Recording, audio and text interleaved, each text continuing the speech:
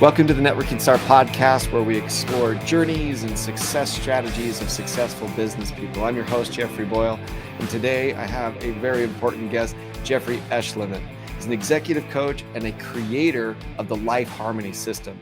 What I really liked about as we dug into his history is his 30 years of experience of what he calls a corporate warrior, but also as a combatant in Iraq.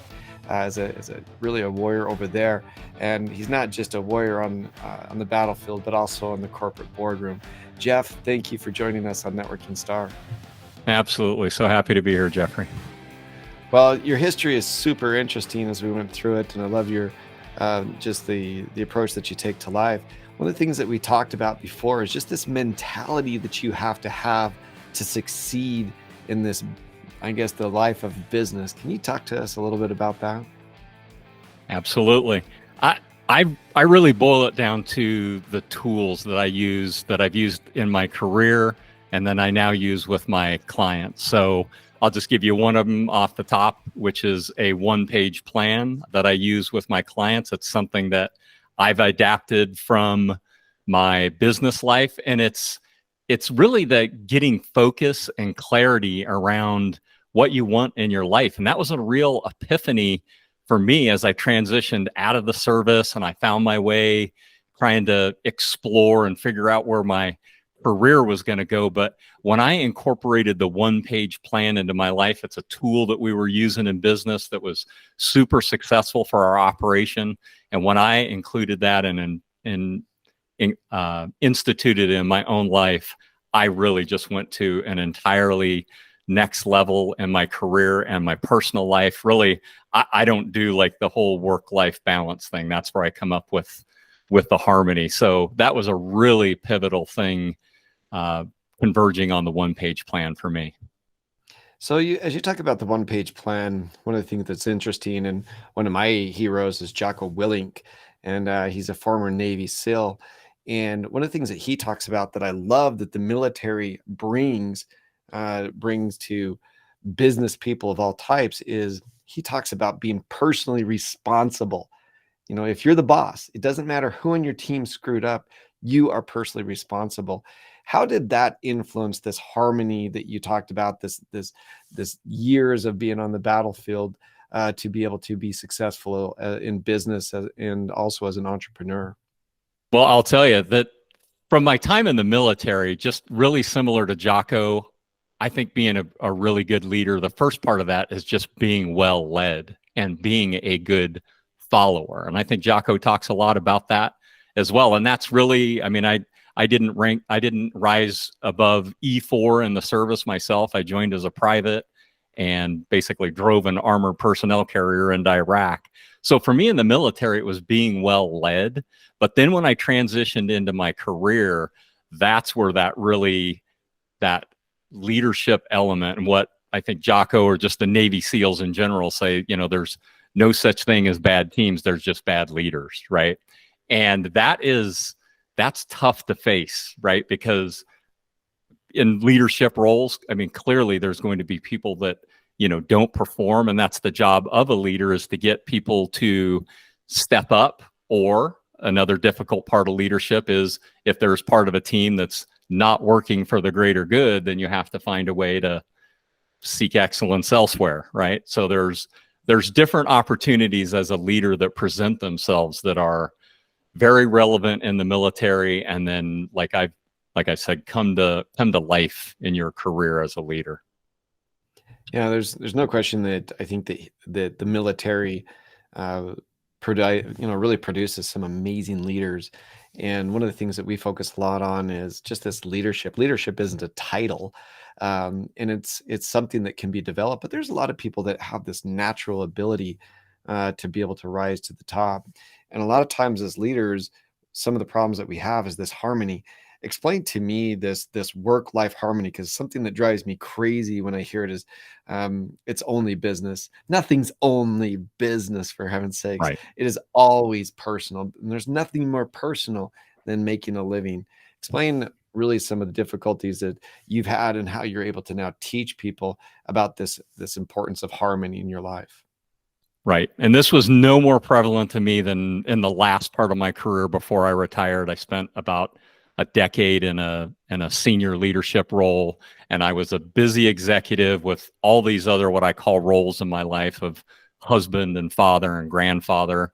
And here's what I like to say, Jeffrey, like life comes at you pretty quick, right? It's either of our own making, like leading through all of those roles, or life just starts dealing you change, right? Because that's what life has to offer. If it's not, a child who, is next thing you know, struggling in school, or it's a parent who's aging and needs a different level of care. And it was through all of these roles and these different challenges that I really started to develop this process of harmony, because I like to use the analogy of like the plate spinning, right?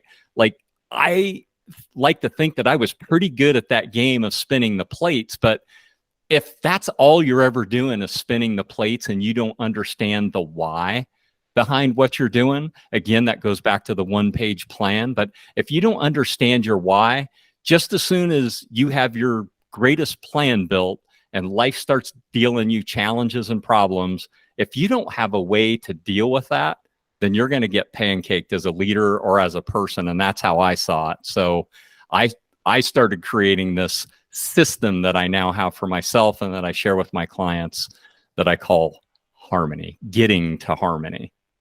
So with this one-page plan and this harmony plan, I love that you're talking about the why. There's so many times that so I grew up, I grew up as an entrepreneur, and I started in Amway of all things when I was in college.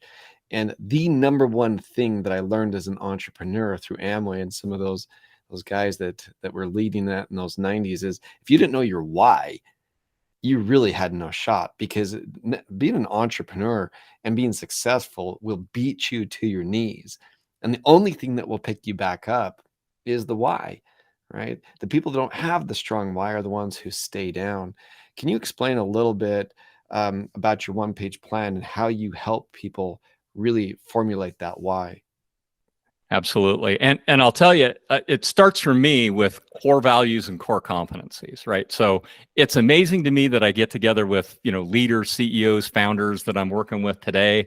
And it sometimes amazes me that I get together and they have like a vague notion of where they're going in their life, but they don't really have that North Star piece. Or even if they do have a North Star more prevalent, like for their business or their financial success, but I'm asking, like, well, where is the North Star for your physical well-being, right? Because that richest man in the graveyard is not going to work, right? So I think when you bring all of those things together, it's the whole person. It's I've got aging parents myself, and I'm fortunate that they're still with me today. But that's a really big part of like my next 5-year plan is to be the kind of son, right, that wants to cherish that time that I have left with them. And so standing far enough away from your day to day and getting perspective on the future, or getting perspective on your present based on the future, I think is such a pivotal part that a lot of folks are missing today. Yeah, I think so. And I think it's just a matter of coasting through life or going through life with the purpose. What's one of the biggest, I would guess, just transformations that you've seen with your clients once they start to create that North Star?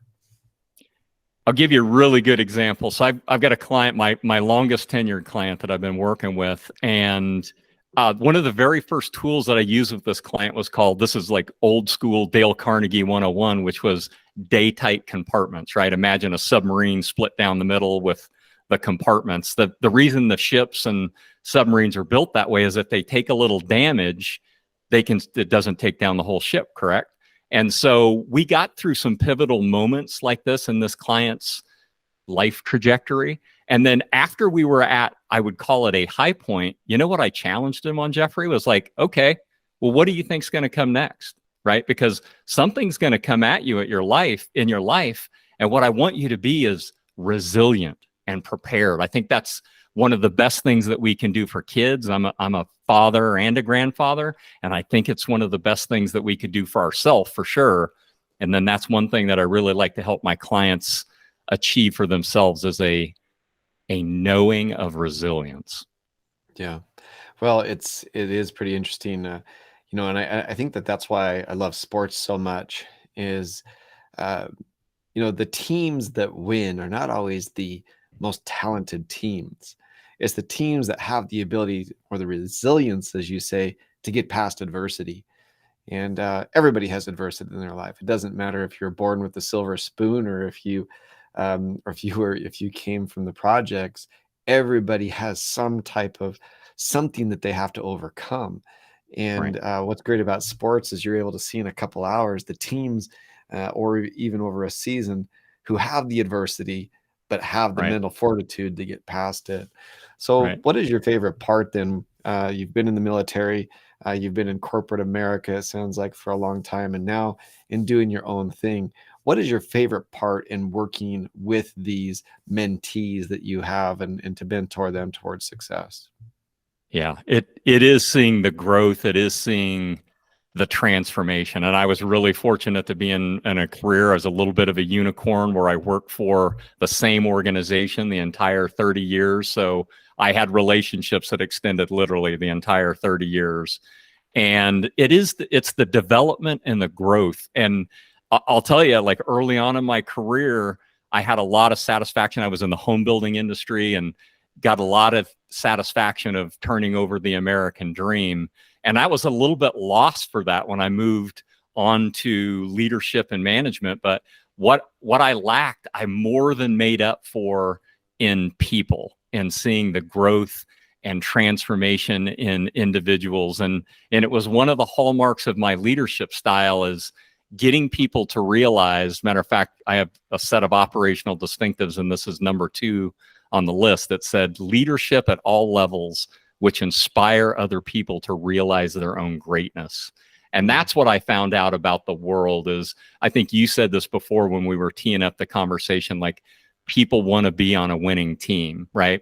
And people want to be a part of a winning organization. That's why, even though the Yankees probably haven't won a series in forever, like Yankees apparel is popular because it's a dynasty type franchise, right? And people want to be associated with winners. So when you can help people win in their own lives or be a part of a winning team, like you experienced with those young men playing ball, that's a really special feeling that I mean, short of like raising my own kids and seeing the outcome, that's as close as I've ever come in leadership development. well, for sure. And so you have been a part of winning teams in the military, in corporate America, and now as an entrepreneur, helping other business people and entrepreneurs. What would you say the biggest difference of a person who succeeds within a corporate environment versus a person that succeeds as an entrepreneur? Hmm. I don't know that I've ever been asked that. And I don't know that I have a great specific answer to the entrepreneurship. Actually, as you were asking the questions, I was going to say, I think there's more similarity than there is difference. And for me, Jeffrey, it's the fundamentals. I mean, it is literally, how are you eating, moving, sleeping? Are you grateful for what you have in your life? If you do, the one tool that we didn't focus on in this conversation is the third part of my program, which is carpe diem. It's Latin, seize the day, right? Yeah, What you do on a daily basis matters, right? Go yeah, not have a great night of sleep and then see how you perform that next day, right? So I would say it's these core fundamentals that are universal truths that work entrepreneur, corporate, just your own personal life and constitution. Focus. If I had one piece of advice for anybody, it's focus on your own fundamentals because they are critical to your overall and your long-term success. yeah. I think I agree with that. And I've spent a lot of time in corporate America. I've spent more time as an entrepreneur, and I think the biggest difference that I would say is you're right. The fundamentals are exactly the same. The difference in corporate America, it's a constant battle to climb that ladder, right? That you have a lot of people trying to take that same spot. As an entrepreneur, you're so lonely most of the time, that you're trying to find people to interact with and to mentor you. But I agree with you 100% that it is the ability to know what you're going for. It is the ability to do the fundamentals. And some of the things that you've talked about is moving, sleeping, and eating. Why is that so important to you, the moving, sleeping, and eating towards success? And I think it's something that people neglect like crazy, with obesity to over caffeination, you name it, that they're not taking care of for their number one asset, which is their body. Correct. Or their own mindset. If you're Mhm. going to be a stronger, more powerful leader, I don't know if you're familiar with we think about, like, when you say heroic, you think about like these iconic, TV shows or movies that have these quote unquote heroes.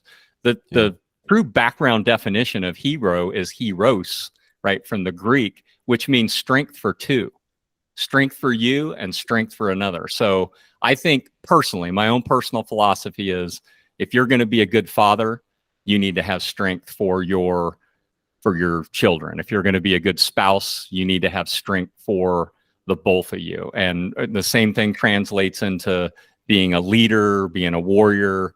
Strength for you, right, versus strength equals, or needs, is the predecessor of the strength for two piece. That's why I think it's so powerful. And like I said, if you expect to have any kind of longevity in your life, it has to be a focus. And quite honestly, you've tapped into it. Like, there's so many people today that don't, and getting clarity on that's probably the biggest thing that I do with my clients, is help them get clarity on the big picture. And that's why I'm into striving for the harmony versus balance.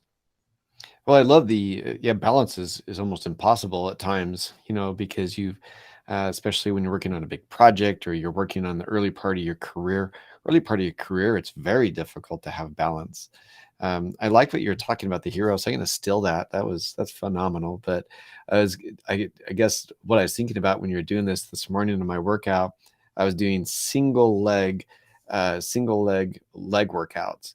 And I was surprised how significantly less I was able to lift with one leg compared to two. You put two legs, and I do about quadruple the load that I did with the single leg. And I think that it's even more than double. When you have a wonderful spouse, I've been married for 25 years, or when you have a good partnership, because partnership is marriage without love, right? When you have a good partnership, or you have a wonderful marriage, you're able to accomplish so much more. So thank you for that. That's actually really interesting to me. But I just thought about it. It's like, wow, it's the same thing too. I built a barn with my father-in-law, and by simply putting two pieces of lumber together, the amount that you can carry, the load bearing nature of that is so significantly higher. It's not double, it's an exponential amount. So thank you so Exactly. much for that. It's really interesting. In the final words, I'll give it to you to be able to kind of give us an example of what is it that you would say is the number one thing that you teach that's making an impact on your clients and their businesses and their life.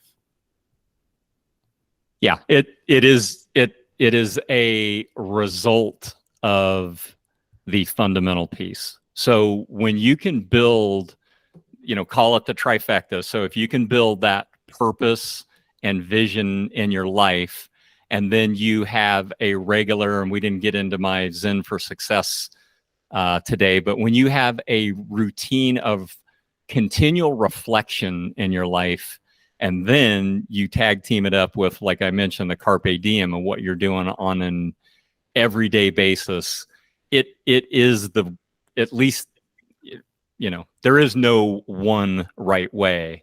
I have created or stumbled on the way that works for me, and I share that with my clients. So when you're using the fundamentals as a foundation, and then you have systems in your life, that's why I refer to these systems and tools that are working in the background.